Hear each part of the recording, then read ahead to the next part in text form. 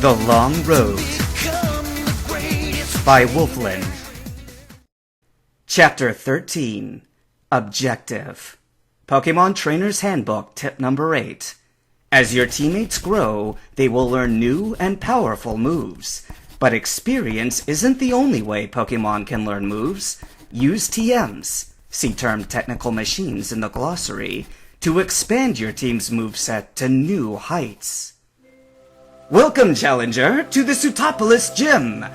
Ah!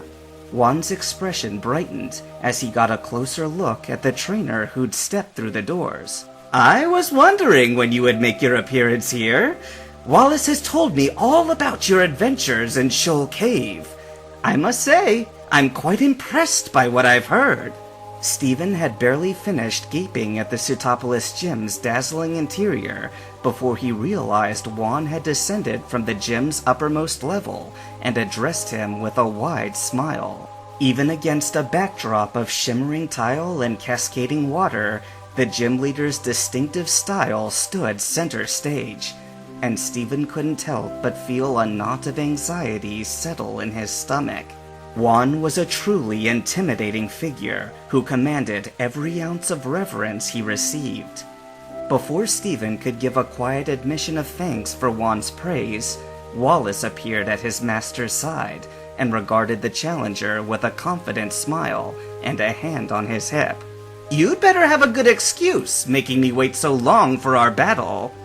Suddenly, all of Steven's nervousness seemed to fade away, banished by the thrill of anticipation, and he found himself grinning in return.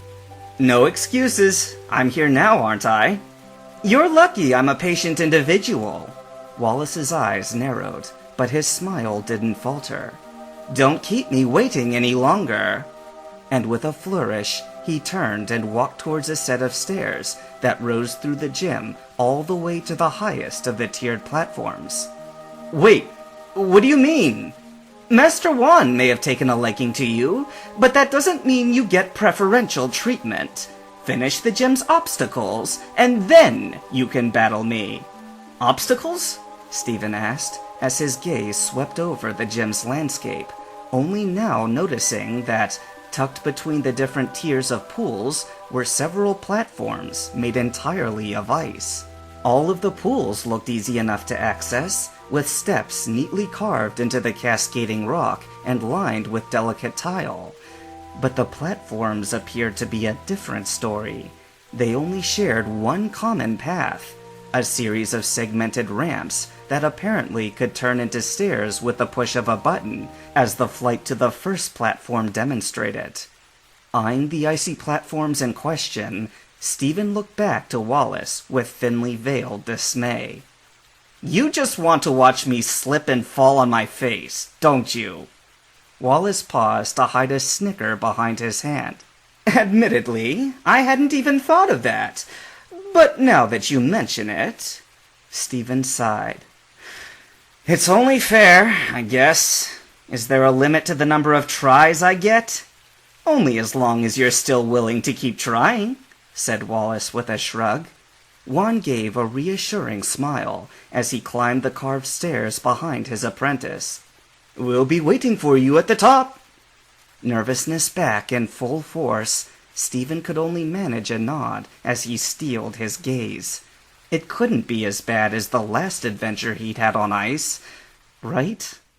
Mildly surprised at how quickly he was able to adjust to moving around the gym with so little friction, Steven managed to skate his way to the final platform with only one fall to his name. Quiet applause greeted his first step onto solid ground. Bravo! Quipped Wallace. You didn't make a complete fool of yourself.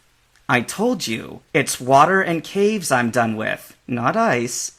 Well, you're still not done with it, technically. Steven followed the sweep of Wallace's hand and took in their battlefield. Perched atop the highest tier of the gym was a pool in roughly the shape of a regulation-size field. Mercifully, there seemed to be small stone platforms dotted throughout the pool as well. Motioning for Steven to follow, Wallace climbed another set of stairs to the pool's deck. So I may have lied about the exceptions. Master Hoenn has kindly allowed us to use his arena as the stage for our battle. As Steven scaled the last few steps, he had to pause to take in the gym's splendor. Although the pool before him was nowhere near as massive as the one at the ground floor, it sparkled with intricate tilework that ran from the edge of the deck and up the back wall of the gym itself. The pool was filled with crystal clear water that spilled readily through several openings in its side and cascaded in tracks down to feed the lower training pools. Whatever matches that had been taking place elsewhere came to a halt as a murmur of whispered voices carried over the ambient sounds of rushing water. Noticing how Steven paused to take in the sight, Wallace chuckled. At least I know you're not so dense that you can't appreciate something beautiful. Seemingly oblivious to the insult, Steven turned to the water-type trainer with a look of shock. Won't it get ruined in the battle? The tile work, I mean.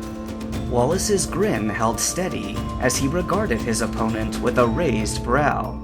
You are an odd one, aren't you? Coming to a gym battle and worrying about wrecking the place rather than the match itself. Frowning, Steven gave Wallace a look. Who said I wasn't thinking about the match? But Wallace simply shrugged. Well, you're the first person who's ever expressed concern about the well-being of the pool. Their conversation was interrupted by the sounds of footsteps against said tile. Ah, how wonderful! I can't wait to see what kinds of thrilling performance you two have in store. Hoenn placed a gentle hand on the shoulder of each boy. Wallace could barely contain his excitement when I said he could face you in the leader's pool. I figured this would be a good chance for me to show my skills as a future gym leader and have our battle be the official match, but Master would not give up the chance to battle you himself. Steven almost laughed at the chagrin in Wallace's voice. What do you say we get started? Said Hoenn, ushering Steven and Wallace to take a place in their respective trainer boxes. As Steven reached his end of the pool, he turned to face his opponent, who was already staring his way.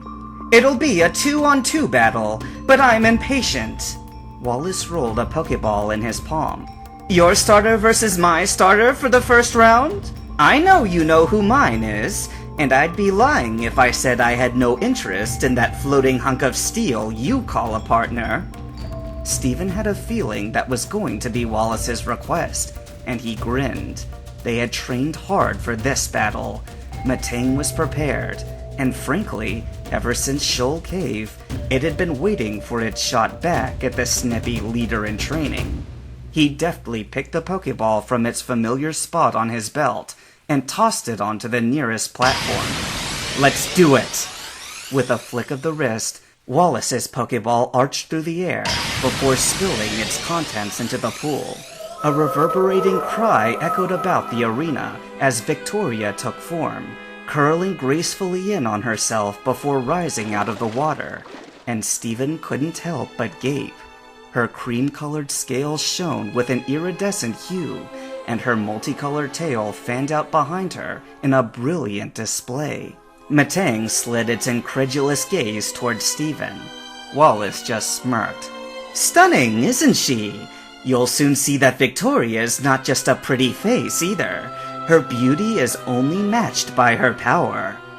Finally tearing his gaze from the dazzling melodic, Steven gestured to his partner, and Matang gathered its focus and hunkered in place.